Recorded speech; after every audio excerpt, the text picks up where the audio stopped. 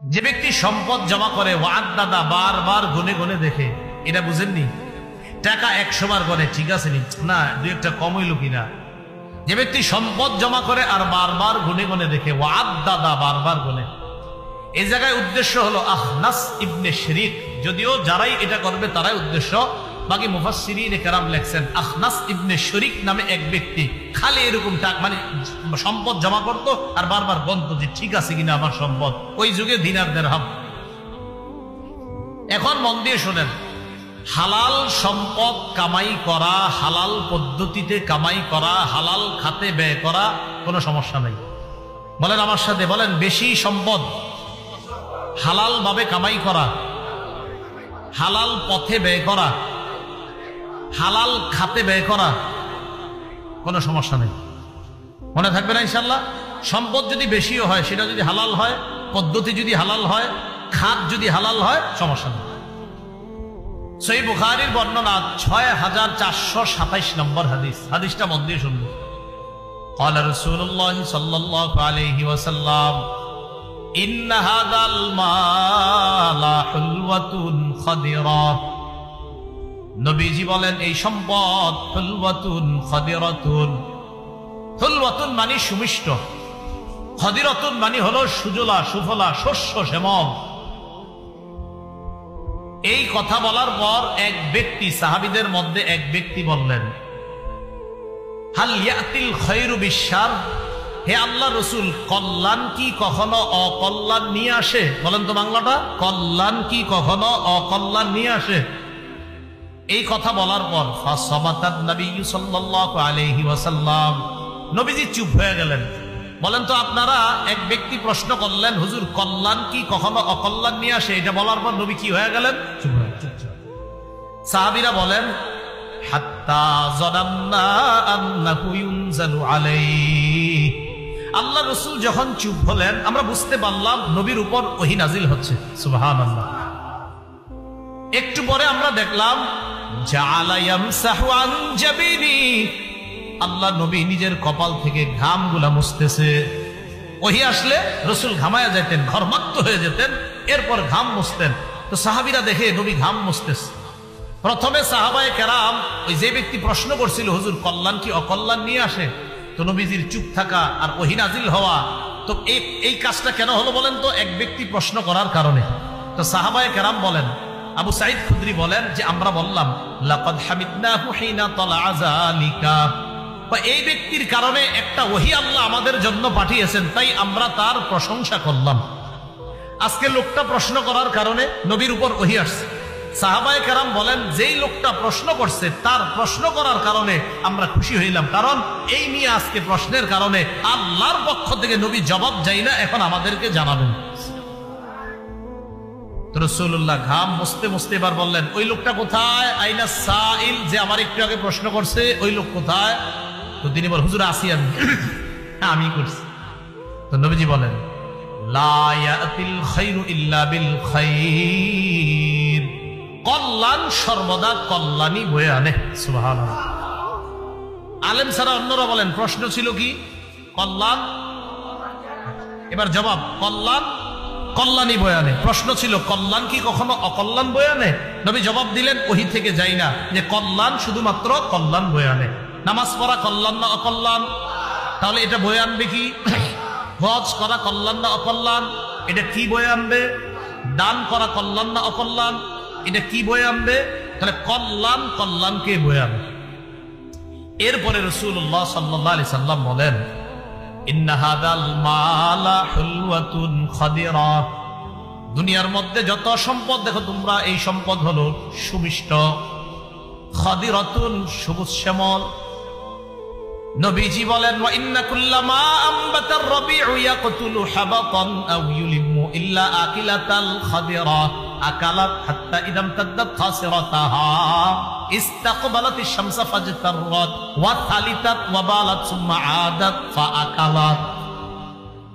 রাসূলুল্লাহ সাল্লাল্লাহু আলাইহি সাল্লাম বলেন, বসন্ত যে সবজি উৎপন্ন করে, বসন্ত যে শাক সবজি ঘাস উৎপন্ন করে, ওই শাক সবজি আর ঘাস খেয়ে কিছু প্রাণী এত খায়, খাইতে খাইতে এটার মধ্যে বিষাক্ত কোনো পোকামাকড় আছে কিনা খেয়াল করে না, খালি খায়, খাইতে খাইতে ইয়াকুতুলু হাবাতান আও ইউলিম্মু, এত পরিমাণ খায় ওই খাদ্যটা তাকে হত্যা করে অথবা হত্যার কাছাকাছি নিয়ে যায়। কিছু কিছু খাদ্য ওই প্রাণীটা এত খায়। হাবাতন শব্দের অর্থ, ছাত্র ভাইরা এখানে আছেন, হাবাতন অর্থ হলো খাইতে খাইতে পেট ফুলে যাওয়া, খাইতে খাইতে পেট ফুলে যাওয়া। তো এত পরিমাণ খায়, খাওয়ার পর ইয়াকতুলু হাবাত, তখন বেশি খাওয়ার কারণে এই খাদ্যটা তাকে হত্যা করে অথবা হত্যার কাছাকাছি নিয়ে যায়। নবী বলেন ইল্লা আকিলাতিল খাদিরা, হ্যাঁ সবুজ যেই ঘাসগুলা প্রাণী খায়, ভালো ভালো ঘাসগুলা যেই প্রাণী খায়, ভালো ভালো সবজি ইত্যাদি যদি কোনো প্রাণী খায়, আপনার কোন জিনিস প্রাণীটা খাইলো, খাওয়ার পর এই প্রাণীটা খাওয়ার পর আকালাত হাত্তা ইদাম তাদ্দাত খাসিরাতাহা, খাইতে খাইতে তার পেট ভরে, ভরার পর ইস্তাকবালাতি শামসা, সূর্যের দিকে সে হয়, সূর্যমুখী হয়, হওয়ার পর ফাজতাররাত, জাবর কাটে। গরু মাঝে মাঝে দেখবেন ঘুমায়ও মুখ লড়ায়, আসলে ভিতরের খাবারগুলা মুখে আইনা জিহ্বায় নাড়াইতে থাকে, এটাকে বলা হয় জাবর কাটা। কি বলা হয়? জাবর কাটা। তো প্রাণী সূর্যমুখী হয়, হওয়ার পর জাবর কাটে, কাইটা দেখবেন বিশাল বড় একটা ঢেকুর সারে, মানে শেষ, খালাস। এরপরে ওয়াসালিতাত ওয়া বালাত, প্রস্রাব পায়খানা করে, করার পর সুম্মা আদাত ফাআকালাত, আবার আসে আবার খায়। এর মানে আবার আসে আবার খায়, আবার হজম করে, আবার আপনার প্রস্রাব পায়খানা করে, আবার আসে আবার খায়। বলেন তো দুই প্রাণীর মধ্যে যে হজম করতে পারলো সে সফল, আর যে হজম করতে পারলো না সে ব্যর্থ হয়ে গেল। আল্লাহ রাসূল সাল্লাল্লাহু আলাইহি সাল্লাম বলেন তোমাদের দৃষ্টান্ত ঠিক এমন।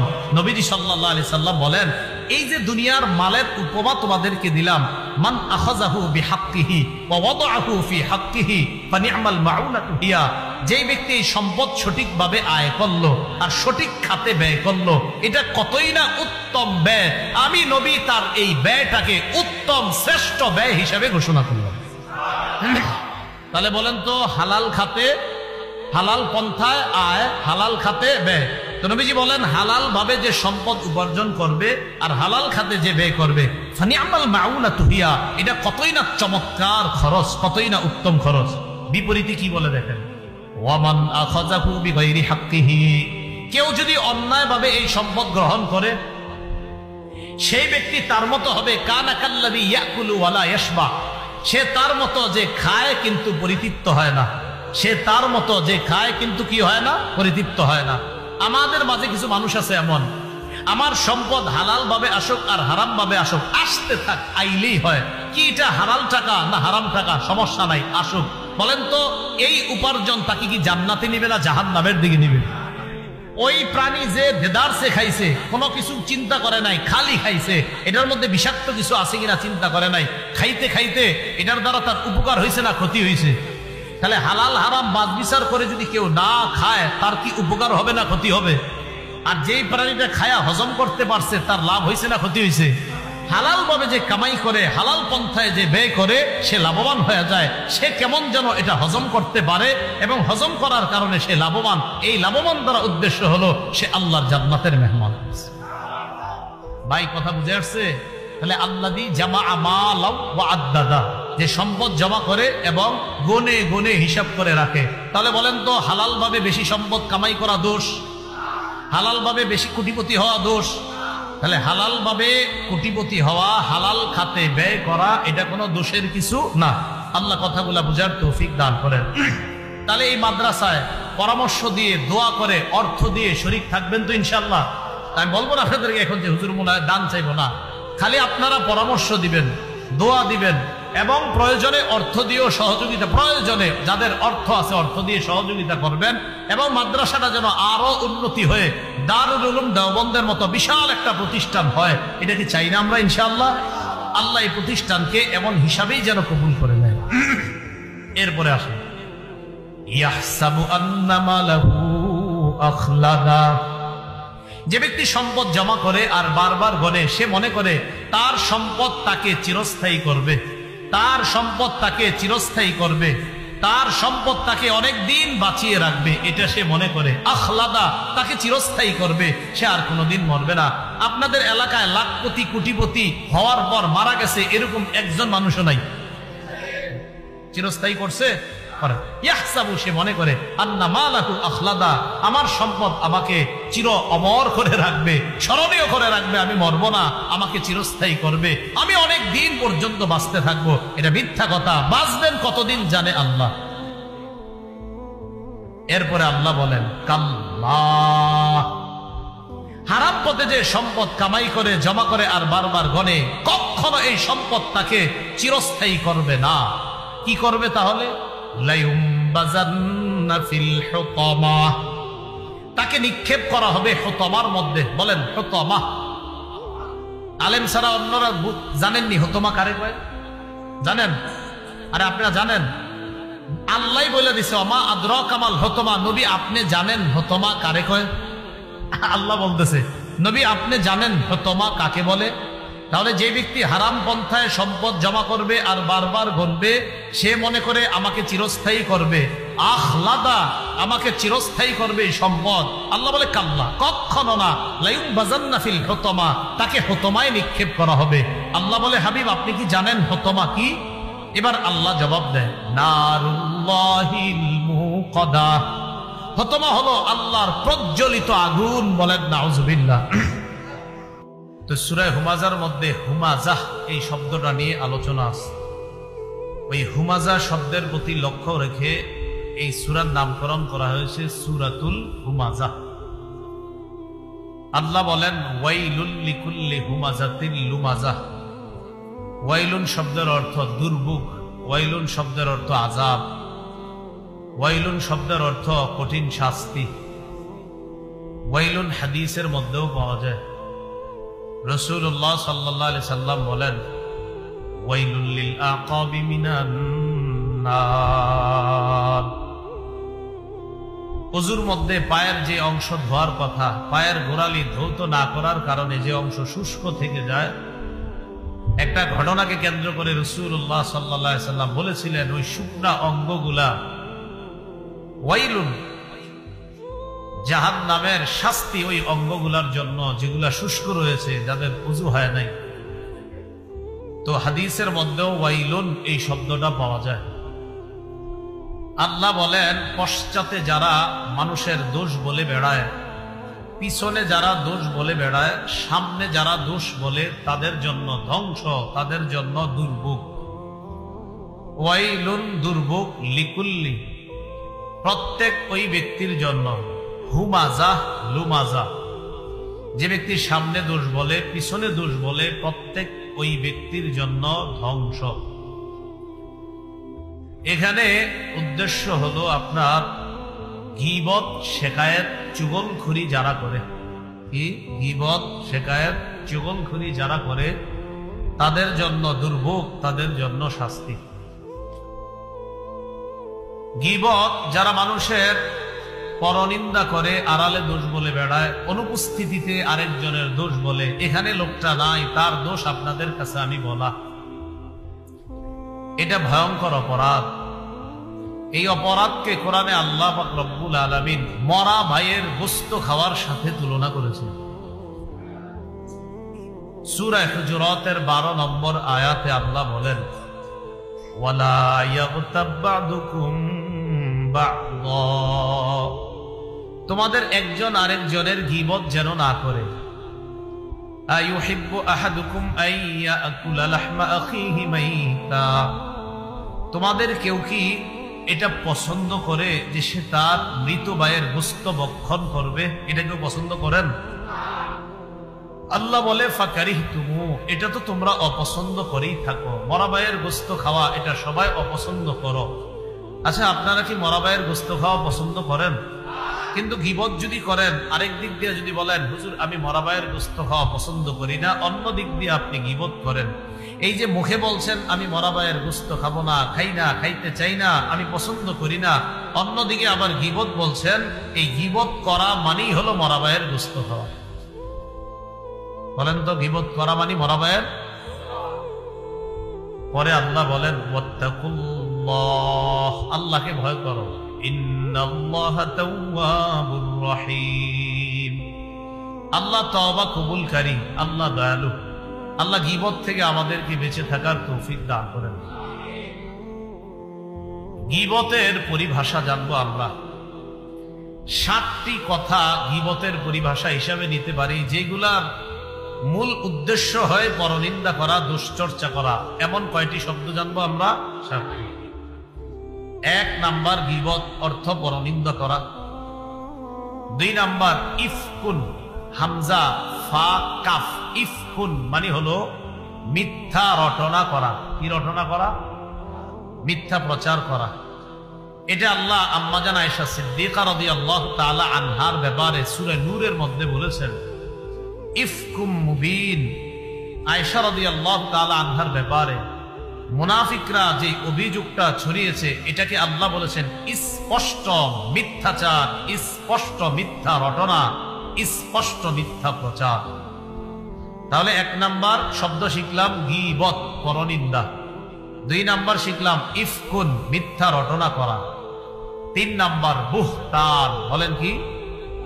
বুহতান মানে অপবাদ। বলেন তো বুহতান অর্থ কি? কোরআনে এটাও আল্লাহ আম্মাজান আয়েশা সিদ্দিকা রাদিয়াল্লাহু তাআলা আনহার ব্যাপারে আল্লাহ আলোচনা করেছেন, হাদা বুহতানুন আযীম। আম্মাজান আয়েশা সিদ্দিকা রাদিয়াল্লাহু তাআলা আনহার ব্যাপারে মুনাফিকরা যে রটনাটা করেছেন, এটা বুহতানুন আযীম, এটা বিশাল বড় একটা অপবাদ, বিশাল বড় একটা অপবাদ। 4 নাম্বার নামিমা। নামিমা অর্থ হলো চুগলখুরি করা। বলেন নামিমা অর্থ কি? সূরা কলামের 10-11 নম্বর আয়াতে আল্লাহ বলেন, ওয়ালা তুতি কুল্লা হাল্লাফিম মাহিন হাম্মাজিম মাশশাইম বিনামিম। হাম্মাজিম মাশশাইম বিনামিম। হাম্মাজ যে দোষ বলে বেড়ায়, সামনে দোষ বলে। মাশশাইম বিনামিম, যে ব্যক্তি চুগলখুরি করে বেড়ায়। দুইজনের মাঝে ঝগড়া লাগানোর জন্য চুগলখুরি করা। আমি আপনার কাছে একটা বলি তার নামে, আবার তার কাছে গিয়ে আপনারটা বলি, দুজনের মাঝে ঝগড়া লাগানোর জন্য। এটাকে নামিমা বলা হয়, চুগলখুরি বলা হয়। 5 নাম্বার হুমাজা। 6 নাম্বার লুমাজা। বলেন তো 5 নাম্বার হুমাজা, 6 নাম্বার হুমাজা বলা হয় আল্লাযী ইয়াগতাবু ওয়া ইয়াতআনু ফি ওয়াজহির রাজুল। যে ব্যক্তি গীবত করে এবং মুখের উপর সামনে দোষারোপ করে ফেলে, তোর বেটা তুই তো এটা। আল্লাযী ইয়াগতাবু ওয়া ইয়াতআনু ফি ওয়াজহির রাজুল, একদম সরাসরি সমালোচনা করে, তাকে দোষারোপ করে, এটা হুমাজা। 6 নাম্বার লুমাজা। লুমাজা বলা হয় আল্লাযী ইয়াগতাবু মিন খালফিহি ইযা গাবা আর-রাজুলু। কোন ব্যক্তি অনুপস্থিত থাকলে তার দোষ ত্রুটি বর্ণনা করা। কোন ব্যক্তি অনুপস্থিত থাকলে তার দোষ ত্রুটি কি করা? বর্ণনা করা। এটার নাম কি? লুমাজা। 7 নাম্বার শাতমুন, শিন তামিম মানে হলো ব্যঙ্গ করা। যেমন আমার নবীকে যারা ব্যঙ্গ করে তাদেরকে শাতিমে রাসূল বলা হয়। কি বলা হয় বলেন তো? শাতিমে রাসূল। মনে থাকবে নি আপনাদের কথাগুলা? 1 নাম্বার গীবত, 2 নাম্বার ইফ, 3 নাম্বার বুহতান, 4 নাম্বার নামিমা, 5 নাম্বার হুমাজা, 6 নাম্বার লুমাজা, 7 নাম্বার শাতমুন। 1 নম্বর গীবত অর্থ পরনিন্দা। 2 নাম্বার ইফকুন অর্থ মিথ্যা রটনা করা। 3 নম্বর বুহতান অর্থ মিথ্যা অপবাদ দেওয়া। 4 নাম্বার নামিমা অর্থ চুগলখুরি করা। 5 নাম্বার হুমাজা অর্থ সামনে মুখের উপর দোষ ত্রুটি বর্ণনা করে সমালোচনা করা। 6 নাম্বার লুমাজা অনুপস্থিতিতে কারো সমালোচনা করা। 7 নাম্বার শাতমুন, মিথ্যা কথা বলে কারো নামে ব্যঙ্গ করা। এই 7টা গবেষণা করলে বের হবে এই সবগুলার মধ্যে গীবতের গন্ধ পাওয়া যায়। কিসের গন্ধ পাওয়া যায় বলেন তো? গীবত, পরনিন্দার। আল্লাহ আমাদের সকলকে এই যে কথাগুলা বলা হলো, পরনিন্দা, চুগলখুরি, অপবাদ দেওয়া, ব্যঙ্গ করা, সামনে দোষ বলা, পিছনে দোষ বলা, সবগুলা থেকে আমাদের অন্তরটাকে যেন আল্লাহ হেফাজত করেন। আল্লাহর কাছে দোয়া করি আল্লাহ আমাদের কলবকে এই রোগ মুক্ত করে দেন। গীবত কাকে বলে? তিরমিজি শরীফের 1974 নম্বর হাদিস থেকে 1934 নম্বর হাদিস থেকে আমরা গীবতের পরিচয় নিব। তিরমিজির 1934 এই হাদিস থেকে আমরা গীবতের পরিচয় জানবো। খুব মন দিয়ে শুনবো আমরা। عن أبي هريرة رضي الله تعالى عنه قال قيل يا رسول الله ما الغيبة ক্বালা যিকরুকা আখাকা বিমা ইয়াকরাহু। আবু হুরায়রা রাদিয়াল্লাহু তাআলা আনহুর বর্ণনা, রাসূলুল্লাহ সাল্লাল্লাহু আলাইহি সাল্লামকে জিজ্ঞাসা করা হলো, ওগো আল্লাহর রাসূল, গীবত কাকে বলে? নবীজি বললেন, যিকরুকা আখাকা বিমা ইয়াকরাহু, তোমার ভাই যেটা অপছন্দ করে এই বিষয়ে উল্লেখ করা। যিকরুকা, তোমার উল্লেখ করা, আখাকা, তোমার ভাইকে উল্লেখ করা, বিমা ইয়াকরাহু, এমন বিষয়ে তার নামটা উল্লেখ করা, তার কথা বলা যেই বিষয়টা সে অপছন্দ করে। আমার ভাই আছে শফিপুরে, তার ব্যাপারে আপনাদের কাছে এমন কথা বলা যেটা সে অপছন্দ করে, এটাকে কি বলা হয়? গীবত। এখন এক সাহাবী প্রশ্ন করলেন, ক্বালা ইন কানা ফীহি মা আকুল। এক সাহাবী বললেন, ইন কানা ফি আখি মা আকুল, হুজুর আমার ভাইয়ের মধ্যে যদি ওই অপরাধটা থাকে যেটা আমি আপনারে বলছি, কথাটা বুঝছেন নি? আমার ভাই অনুপস্থিত আছে, আমি তার ব্যাপারে আপনাদেরকে এমন কথা বললাম যেটা আসলে তার মাঝে আছে, এই অপরাধটা তার মাঝে আছে। ক্বালা রাসূলুল্লাহ সাল্লাল্লাহু আলাইহি ওয়াসাল্লাম, নবীজি জবাব দিলেন, ইন কানা ফীহি মা তাকুল ফাকাদ ইগতাবতা, তোমার ভাইয়ের মাঝে যে অপরাধটা আছে এটা যদি বলো, এটাকেই গীবত বলা হয়। বলেন তো আপনারা, আপনার কোন ভাইয়ের ব্যাপারে এমন কথা বলা যেটা আসলে আপনার ভাই ওই অপরাধটা করে, এটা বলাকে কি বলা হয়? ওয়া ইল্লাম ইয়াকুন ফীহি মা তাকুলু ফাকাদ বাহাত্তা, আর তুমি যেই কথাটা বললা, যেই সমালোচনা করলা, এই সমালোচনা যদি তার মাঝে না থাকে, তুমি যেই বিষয়ে সমালোচনা করলা এটা যদি তার মাঝে না থাকে, ফাকাদ বাহাত্তা, তাহলে তুমি তার নামে মিথ্যা অপবাদ দিলা। তাহলে বলেন তো, আমি যেই বিষয়ে আপনাদেরকে কারো ব্যাপারে সমালোচনা করব, এটা তার মাঝে থাকলে, না থাকলে অপবাদ। মাশাআল্লাহ, থাকলে, না থাকলে অপবাদ। তাহলে গীবতের পরিচয় আমরা জানলাম। মন দিয়ে শুনেন শেষ পর্যন্ত, অনেকের মনে আইসা গেছে, হুজুর আপনারা দেখ, হুজুর আরেক হুজুর দে, ধুয়া দেন, আসবে কিন্তু এইগুলা সব জবাব শেষ পর্যন্ত না শুনলে, খালি খালি আপনাদের অনেকের মনে আসতেছে এই ওইটা একটু জিজ্ঞেস, দেখবেন শেষ পর্যন্ত শুনলে আর জিজ্ঞেস করা লাগবে না ইনশাআল্লাহ। তাহলে অপরাধ থাকলে গীবত, না থাকলে অপবাদ।